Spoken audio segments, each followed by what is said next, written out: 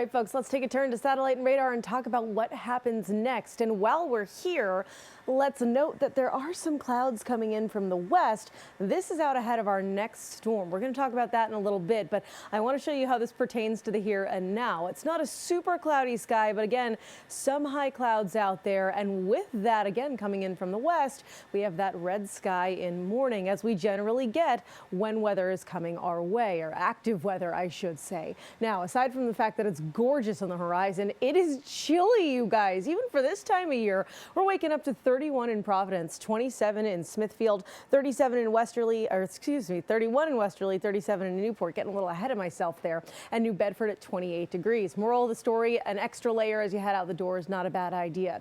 Even as we get through the late morning, we're only going to be around 40 degrees by the time we get to 9. But from there, we climb quickly into the 50s, most of us in the mid and upper 50s by the end of the afternoon. What is the deal here? Why are we going up so quickly if we're starting out so cold? Well, for starters, we do have a little help from the sun, but we also have a southerly flow of air that's going to bring some warmer air back into our region after we had such cold air come our way yesterday.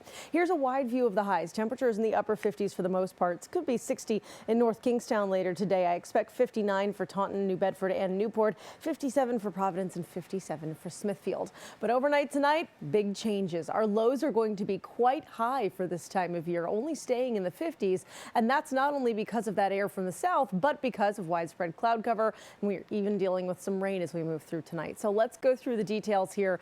As mentioned, we go through today and there's no rain to speak of. It's just more cloud cover in the afternoon. You can see that right here on Futurecast as we get through the bulk of our Friday. We stay nice and dry. But for any of you night owls out there who have late night plans, or maybe you're heading out really early on Saturday morning, you're going to have those impacts from the rain. You can see this is just after midnight, starting to move into our area. And then as we get through those 2, 3, 4, 5 o'clock hours, that's when we see some showers and some pockets of heavy rain possible as well. But this clears out as we get through Saturday morning. So I expect maybe a lingering shower or two at 7, 8, 9 o'clock. But after that, even the clouds start to dissipate and we end up with more sunshine in the afternoon. So Saturday is certainly not a wash. In fact, it's actually kind of a nice day. Let me show you here when it comes to our temperatures too. We end up in the low 60s on Saturday afternoon, which is very mild for this time of year. If you like it warmer, you'll certainly enjoy the forecast for tomorrow. As for Sunday, it's kind of the inverse. It's still pretty mild, not bad for this time of year in the upper 50s.